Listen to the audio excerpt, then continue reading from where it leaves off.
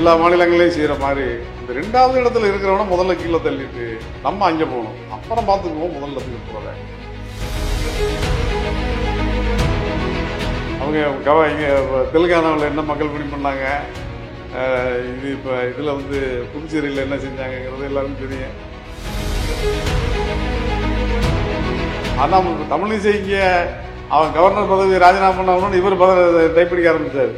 அதெல்லாம் கிடையாது. அவங்க அக்கா அக்கா அக்கா அக்காங்கிறாரு. அண்ணாமலை நிற்கிறாரு, அடி அப்பா அவர் பேசு எவ்வளவு நாராசமா பேசுவார் தெரியுமா, காது கொடுத்து கேட்க முடியாது, அவ்வளோ அசிங்கமா பேசுவாரு. இதுதானே பேசுவாங்க, இந்த பேருக்காக தான் அவங்க நிப்பாட்டி வச்சிருக்காங்க. நிர்மலா சீதாராமன் குஷ்பு சொல்ற மாதிரி பிச்சைக்கெல்லாம் யாரும் ஓட்டு மக்கள் திரும்பினாங்கன்னா நீங்க சகிக்க முடியாது. உங்களால மக்களை அவ்வளவு மட்டமா இடவே மக்கள் கவனிச்சுட்டே இருப்பாங்க எல்லாத்தையும். அதுவும் தமிழ்நாட்டு மக்கள் சாதாரணம் இல்லை. இந்த வீடியோவை உங்களுக்கு வழங்குபவர்கள் பேசஸ் பே, secure digital payments with multiple features and great success rate. ஓபச் தமிழ் நேயர்களுக்கு வணக்கம். இன்றைக்கு பத்திரிகையாளர் மேனா உலகநாதன் அவர்களோடு உரையாட இருக்கிறோம். சார் வணக்கம். வணக்கம் சார். தேர்தல் தேதி அறிவிச்சிட்டாங்க, வேட்பாளர்கள் அறிவிச்சிட்டாங்க, கிட்டத்தட்ட கூட்டணி எல்லாமே உறுதியாயிருச்சு. தமிழ்நாட்டை பொறுத்த வரைக்கும் திமுக உள்ள நட்சத்திர வேட்பாளர்கள் இருக்கிறாங்க, அதற்கு இணையாக பாஜகவும் நட்சத்திர வேட்பாளர்களை வச்சுருக்கிறாங்க.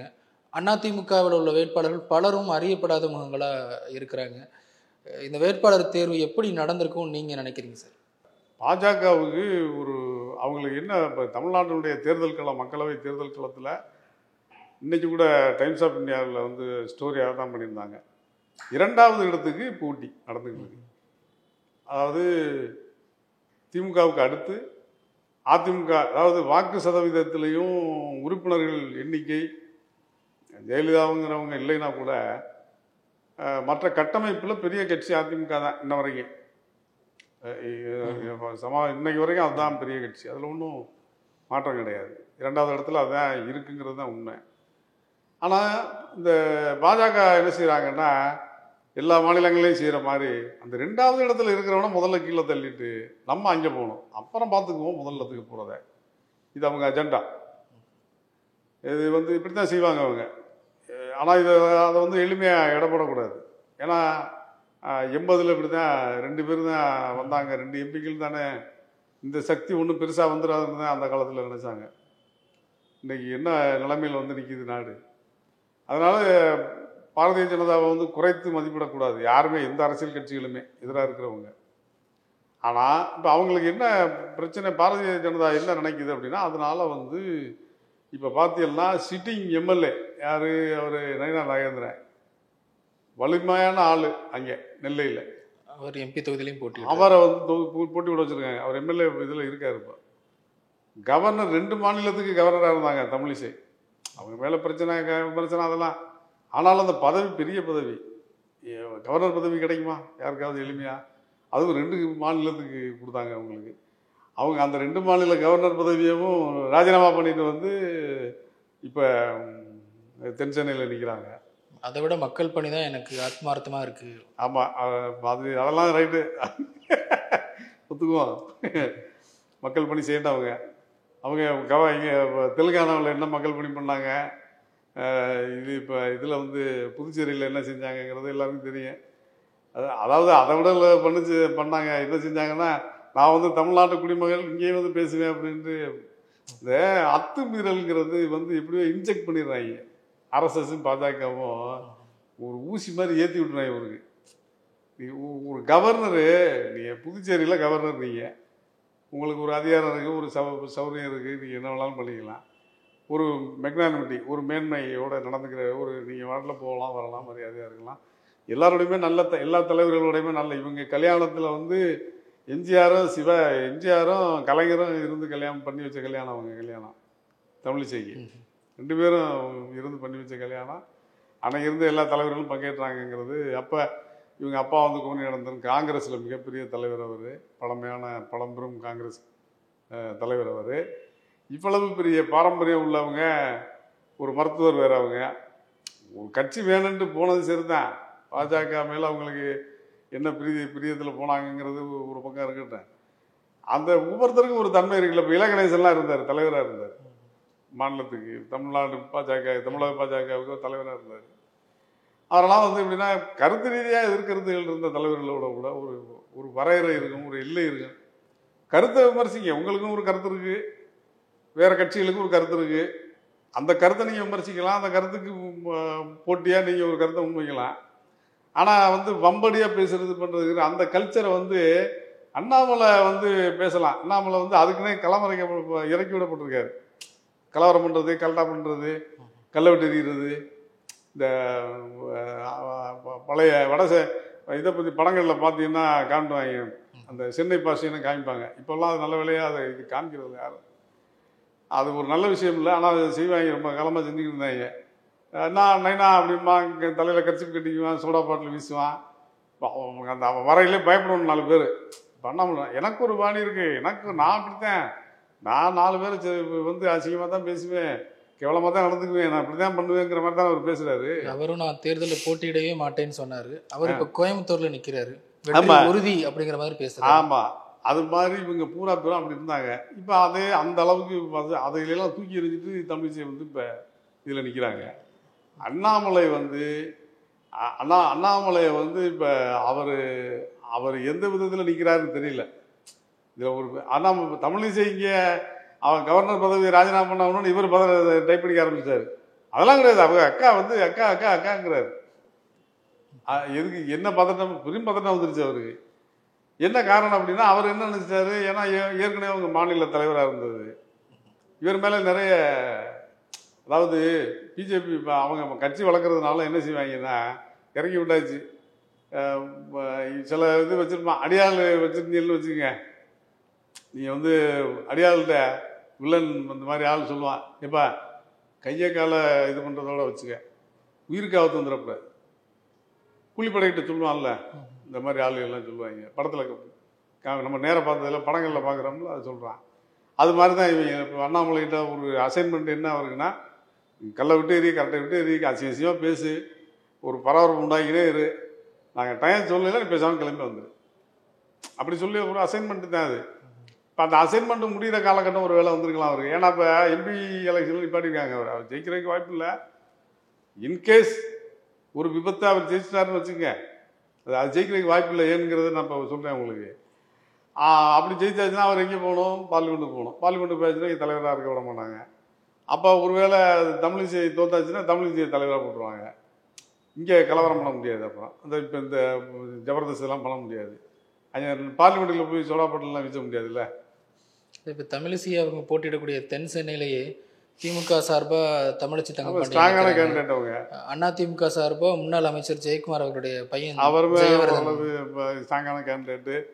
இதெல்லாம் போக இதில் ஏன் இந்த அண்ணாமலையெல்லாம் ஜெயிக்க முடியாது, இவங்க பிஜேபி ஜெயிக்க முடியாதுன்னு பார்த்தீங்கன்னா, பாஜகவுக்கு வாக்கு வங்கி வந்து எப்படின்னு பார்த்தீங்கன்னா 14ல் 360 அந்த அளவு இருந்திருக்கு, விழுக்காடு இருந்திருக்கு.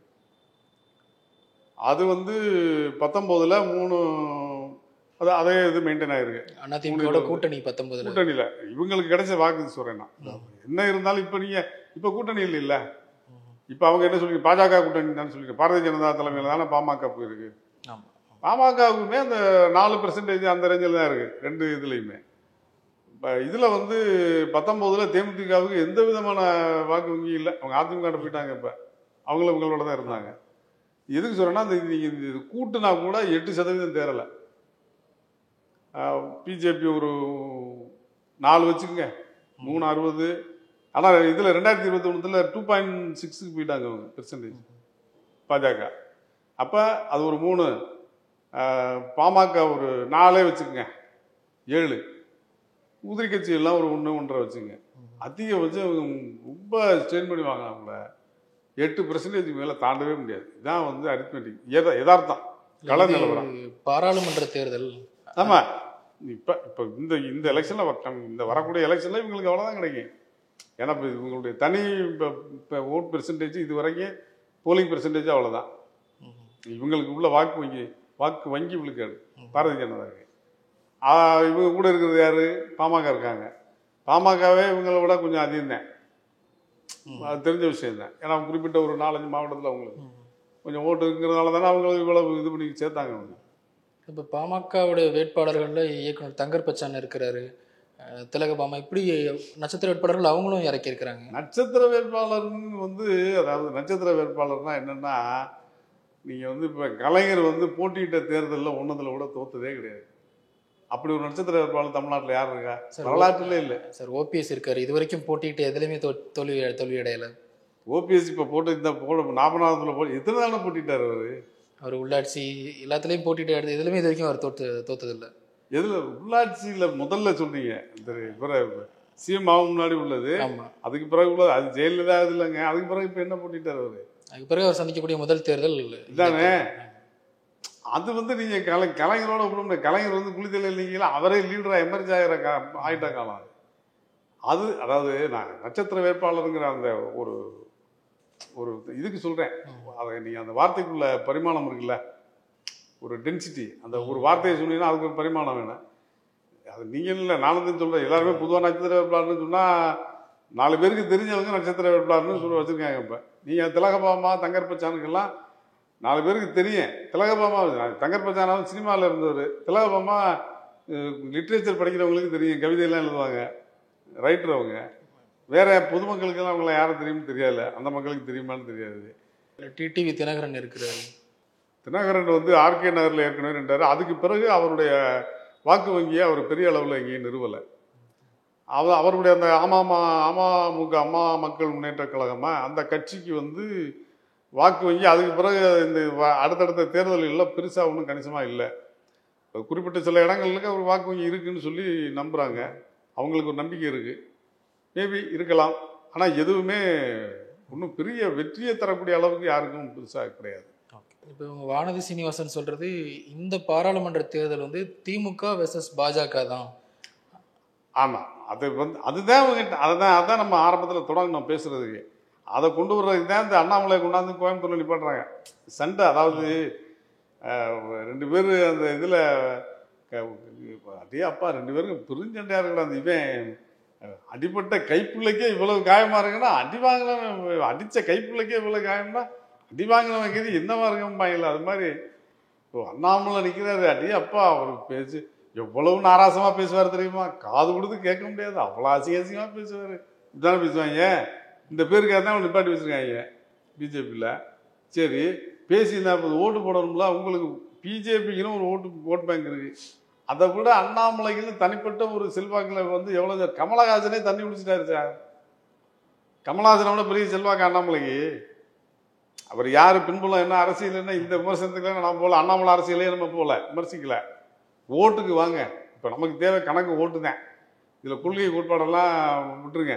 எந்த கொள்கைக்கு எவ்வளோ ஓட்டு போகிறாங்கிற பிரச்சனை அப்போ அது இருக்கு. ஆனால் மக்கள் வந்து வெறுமனே ஏதோ ஆளுகளை பார்த்து, கட்சியை பார்த்து, காசை பார்த்து அதெல்லாம் இவங்க நினைக்கிற மாதிரி, இந்த பிஜேபிக்காரங்க சொல்கிற மாதிரி, நிர்மலா சீதாராமன் குஷ்புன்னு சொல்கிற மாதிரி பிச்சைக்கெல்லாம் யாரும் ஓட்டு, மக்கள் வந்து திரும்பினாங்கன்னா நீங்கள் சகிக்க முடியாது உங்களால். மக்களை அவ்வளோ மட்டமாக இடவே அவன் கவனிச்சுக்கிட்டே இருப்பாங்க எல்லாத்தையும். அதுவும் தமிழ்நாட்டு மக்கள் வந்து சாதாரணம் இல்லை, கிளியராக ஒவ்வொரு தவணையும் யாராக இருந்தாலும் தூக்கி தாட்சணியம் இல்லாமல் தூக்கி போட்டுருவாங்க. எல்லா தலைவர்களையும் தூக்கி போட்டுருக்காங்க அவங்க. அதனால அது ஒரு பக்கம் இருக்கட்டும். ஆனால் நீங்கள் இப்போ ஓட்டு தேர்தல் வாக்கு வங்கி அந்த இதை ஃபோக்கஸ் பண்ணி பார்க்கல. அண்ணாமலையை பெரிய ஃபைட்டர் மாதிரி நிப்பாட்டிருக்கீங்க கோயம்புத்தூரில். அண்ணாமலை நல்லா சண்டை போடுவாருங்கிறக்கா அவர் நிப்பாட்டிருக்கீங்க. சண்டை போடுறது வேற, ஓட்டு வாங்குறது வேற.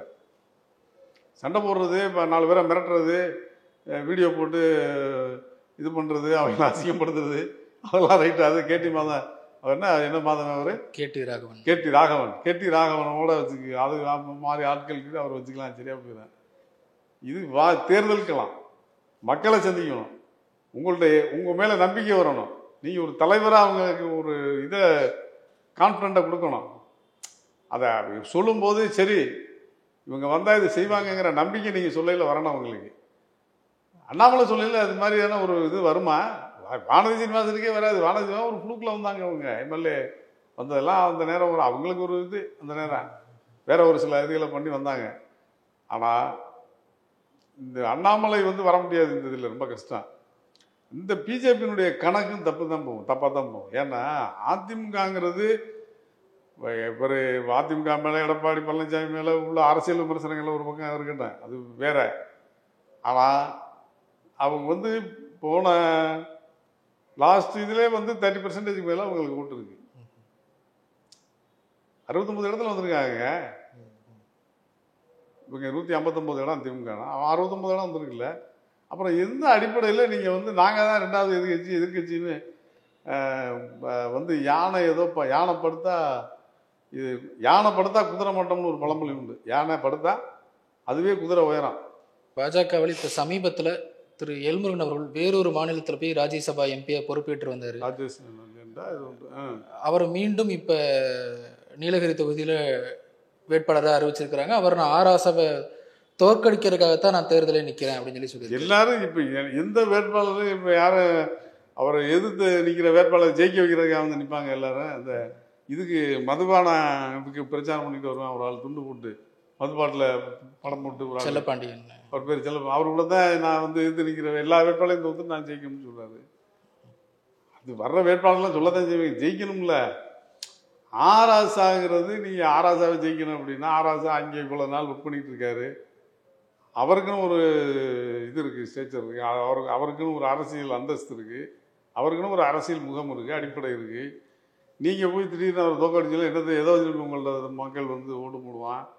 நீங்கள் எதில் அந்த மக்களுக்கான அடிப்படையாக நம்பகத்தன்மையோடு இருந்துருக்கீங்க, அடித்தட்டு மக்களுக்கு வந்து ட்ரைபல்ஸுக்கோ எஸ்சி தாழ்த்தப்பட்ட மக்களுக்கோ நீங்கள் நம்பகத்தன்மைக்குரியவர், அவங்களுக்குரிய ஒரு பிடிமானமாக இருக்குங்கிற நம்பிக்கை உங்களை பார்த்தா வருமா? எல்முருகனை பார்த்தா வருமா? அவர் செஞ்சுருக்க வேலையெல்லாம், அவர் அதுக்கான ஆளுமையாக இருக்கார். அவர் எங்கேயோ வந்து ஏதோ ஒரு புழுக்கெலாம் அவன் பிஜேபி ஏமாத்துறதுக்கு ஒரு ஆளை பிடிச்சி வச்சு எல்லாருக்கும் உலகத்துக்கே தெரியும். இந்த விபி துரைசாமின்னு ஒருத்தருக்கு திமுகவில் இருந்து ஒருத்தர் கூப்பிட்டு வச்சுருக்காங்க. அதெல்லாம் எதுக்குன்னா அவங்களுக்கும் தெரியும், பிஜேபிக்கும் தெரியும், மக்களுக்கும் தெரியும்.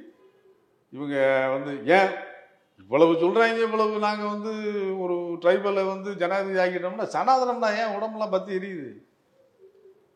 ஜனாதிபதி ஆக்கிட்டு இல்லை, அப்புறம் ஏன் ஜனதானத்தை பற்றி சொன்னால் உங்களுக்கு கோவம் வருது? நாங்கள் சரியாக தான் இருக்கோம், நாங்கள் அதெல்லாம் ஒழிச்சுக்கிறதுக்கு ரெடியாக இருக்கோம். ஜாதி வேற்றுமை அதெல்லாம் நாங்களும் விரும்பலை. இல்லை அப்படின்னா நீங்கள் ஓப்பனாக சொல்லு, ஜனாதனம்னா நாங்கள் வந்து இந்த மாதிரி கணவன் இறந்தால் மனைவியும் தூக்கி சதியில் போடுறது, தூக்கி உடங்கட்டையிடுறது அப்படிங்கிறத ஒத்துக்கு. ஜனாதனம்னா என்னென்னு ஓப்பனாக சொல்லு, மேலானது பழமையானது அதிகாலத்துக்கு என்னடா அது என்ன விவரம்னு சொல்லு, என்னன்னு சொல்லணும்ல. இதை நீங்கள் ஜனாதனம்னா என்னென்னு கேளுங்களேன் இந்த குரூப்புக்கிட்ட. அது பழமையானது, புனிதமானது, ரொம்ப பழமையானது. சரிடா அது என்ன? இப்போ திருக்குறள் பழமையானது என்னன்னு சொல்ல வரும்ல. அதில் எப்பொருள் யார் யார் வாய் கேட்கணும் மெய்ப்பொருள் காண்பதே அறிவுங்கிறான்ல. 2000 வருஷத்துக்கு முன்னாடி சொல்லிட்டாரு வள்ளுவர். எங்களுக்கு சொல்கிறோம்ல, அந்த அறிவு இருக்குல்ல, அந்த தெளிவு இருக்குல்ல, அந்த தெளிவு ஏன் சனாதனத்தில் பற்றி விளக்கம் சொல்லணும்ல. இதில் இருக்குது, இதுதான் சனாதனம், நாங்கள் அதனால தான் ஆதரிக்கிறோம்னு சொல்லுங்க. அந்த சனாதனத்தை ஆதரிச்சுட்டு போய் ஆராசாவை எதுக்கிட்டாங்கன்னா உனக்கு ஏன் ஓட்டு போடுவான்? ஆராசாவை எதுக்கிறதுக்கு ஒரு அடிப்படை வேணாம் எல்முருகன் ஆள். அதுக்கு அதாவது ஒரு லீடரை வந்து நீங்கள் ஆராசாவை எதுக்கிறதுக்கு அதுக்கு நிகரான ஆள் வேற கட்சியில இல்லையே, அதிமுகவில் கூட இல்லையே.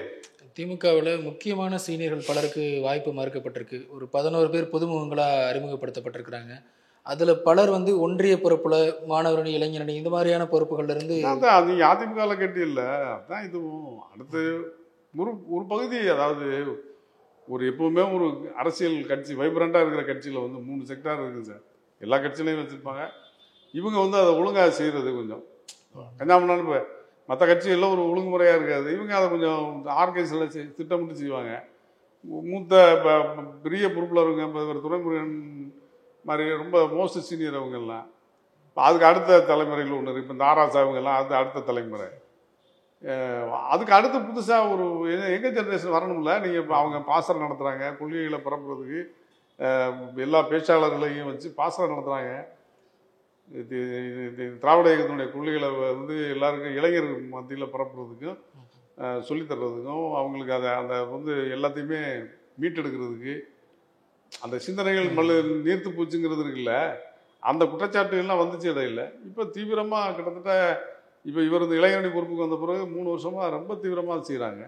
அதில் இருந்து இப்போ பேச்சாளர்களே தேர்ந்தெடுக்கிறாங்க. அவங்க பேச்சு போட்டி வைக்கிறது, நல்லா பேசுகிறவங்கள பேச்சாளர்களாகிறது, கிரவுண்டில் ஒர்க் பண்ணாங்கன்னா அவங்கள இது பண்ணி பொறுப்பு கொடுத்து உள்ளே கொண்டு வர்றது முறையாக செஞ்சுக்கிட்டு இருக்காங்க. அதில் ஒரு அஜெண்டா தான் இது. அதனுடைய ப்ராசஸில் ஒரு இது தான்.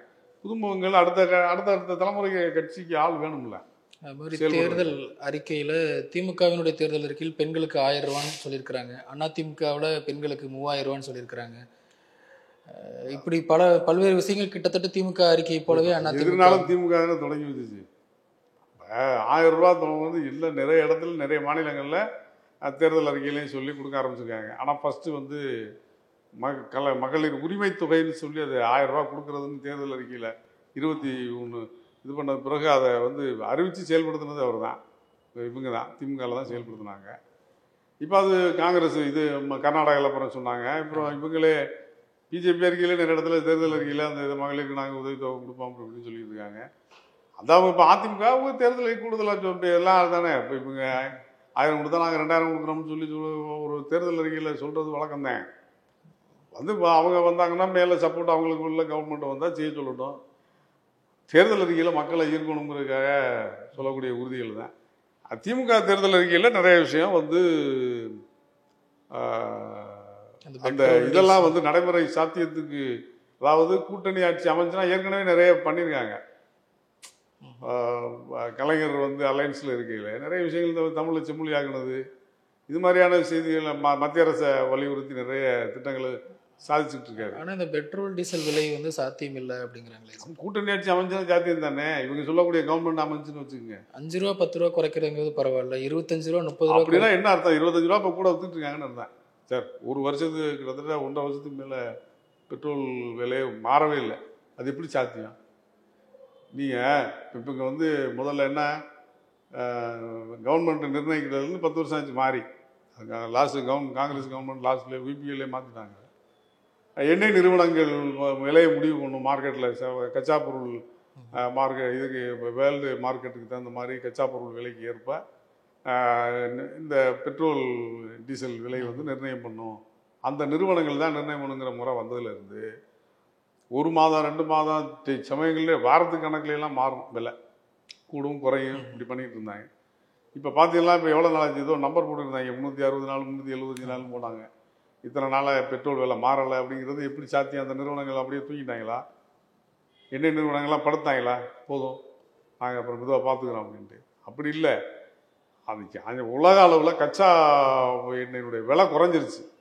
அந்த விலை குறைப்பை இவங்க அதை இங்கே அமல்படுத்தலை. நமக்கு அந்த இதை வந்து நமக்கு கொடுக்கல.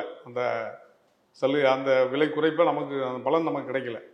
அந்த பலனை இப்போ என்ன மேக்சிமம் அந்த நேரத்துக்கு மார்க்கெட் ரேட் என்னவோ அங்கே குறைஞ்சிச்சுன்னா அதை வந்து கவர்மெண்ட்டு, இவங்களுக்கு சாதகமான கவர்மெண்ட்டு இல்லை இவங்க பார்ட்டிசிபேட் பண்ணக்கூடிய கவர்மெண்ட் ஃபார்ம் ஆச்சுன்னா அங்கே சொல்லி இவங்க பண்ணுவாங்க. அதை அதான் அர்த்தம். அதுக்கு விமான கட்டணம் குறைக்கப்படும், அரசியலமைப்பு சட்டத்தில் திருத்தங்கள் மேற்கொள்ளும். அரசியலமைப்பு சட்டங்கள் திருத்தங்கிறது அவங்களுடைய அடிப்படையான அஜெண்டா.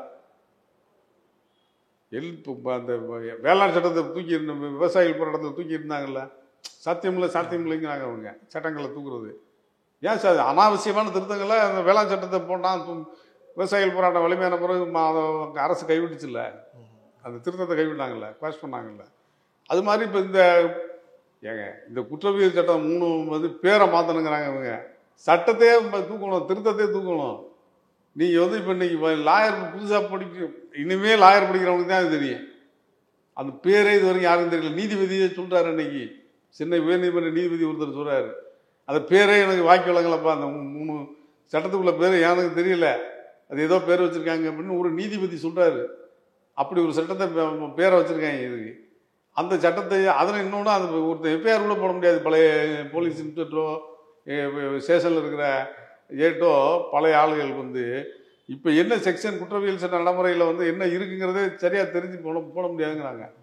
நம்ம சொல்லலை, துறை சார்ந்த ஆட்கள் சொல்கிறாங்க. இதெல்லாம் நான் சொல்ல கருத்து கிடையாது.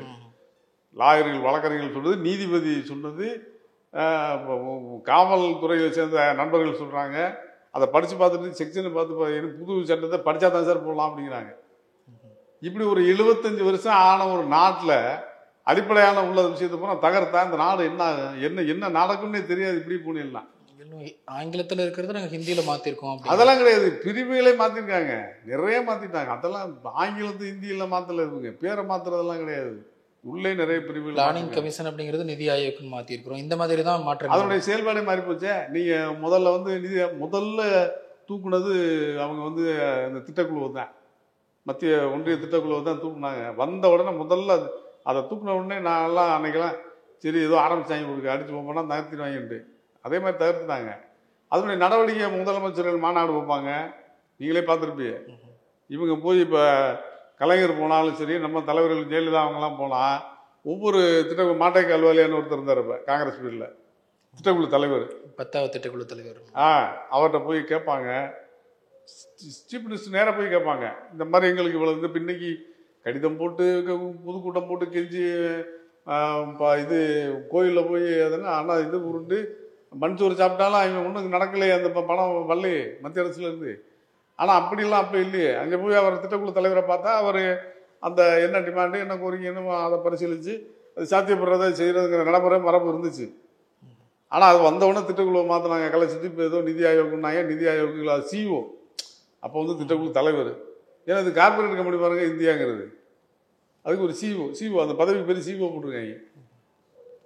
அது மாதிரி அந்த அதாவது இந்த அமைப்பையே சீர்குலைச்சிட்டாங்க இவங்க எல்லாத்துலேயும். அடி முதல் நுனி வரை சீர்குலைக்கிறதுங்கிறது அதனுடைய நோக்கம் என்னங்கிறது தெரியல. ஈஸியாக இந்த இந்துத்துவ இதை வந்து அஜெண்டாவை செயல்படுத்துறதுக்கு தங்கு தடை இல்லாமல் ஒரே நாளில் எதையாவது பண்ணுறதுக்கு வசதியாக ஒவ்வொன்றா தட்டிக்கிட்டு போகிறாங்களா, இது என்ன சீர்கேடுங்கிறது முழுமையாக தெரிஞ்சவங்க தான் சொல்லணும். ஜிஎஸ்டி வரி சட்டத்திலையும் திருத்தங்கள் கொண்டு வரப்படும்னு சொல்லியிருக்கிறாங்க திமுக தேர்தல். ஆமாம் அதெல்லாம் வந்து அஜெண்டா தான். ஆனால் இதெல்லாம் நிறைய முதல்ல எதிர்த்துக்கிட்டு இருந்தது. இதெல்லாம் இந்த ஜிஎஸ்டி இதெல்லாம் வந்து முதல்ல காங்கிரஸ் கவர்மெண்ட்ல அவங்க எதிர்த்தாங்க, வேண்டாம் அவன் பெண்டிங் வச்சுருந்தாங்க. முதல்ல திமுக வந்து இதை எதிர்த்தாங்க சொல்லியிருந்தாங்க. ஜிஎஸ்டி வந்து இவங்க ஒத்துக்கல. ஜிஎஸ்டி வந்து இப்போ பெரிய கொள்ளையாக இருக்குது. முக்கியமானது இப்போ நான் வந்தால் நல்லது செஞ்சால் நல்லதுன்னு இப்போ சாதாரண ஆளுகளே அன்னைக்கு கூட அவர் யாரோ பத்திரிகையாளர் ஒருத்தர் பேசினார், இந்த சுங்கச்சாவடி கொள்ளை.